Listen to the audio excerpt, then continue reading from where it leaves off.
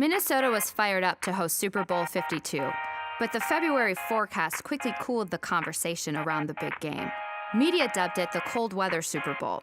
Moans and groans about the game's location echoed across social media. Even the NFL made it look like a trip to the tundra, and the dog sleds and ice castles didn't exactly say otherwise. All this chatter about cold conditions didn't help the tourism agency responsible for the other 11 months of the year.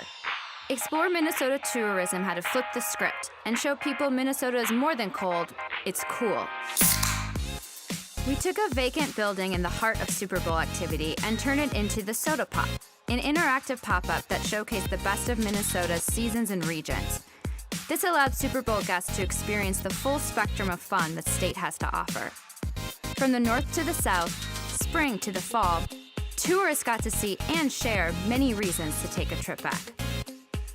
We worked with some of Minnesota's most well-known artists to transform empty window displays into the brightest and most Instagrammable experience of the big game.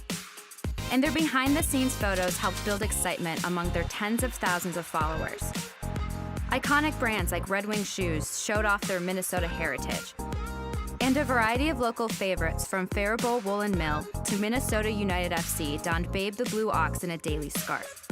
During its 10 days being open, nearly 36,000 people toured the Sota Pop, more than triple our attendance goal. Some even waited over an hour to get inside. Their photos contributed to the 11 million social impressions the space created, including influencers old and young, and a few brands close to home. On top of that, media coverage generated another 44 million free impressions for the brand. Not bad for a non-Super Bowl sponsor.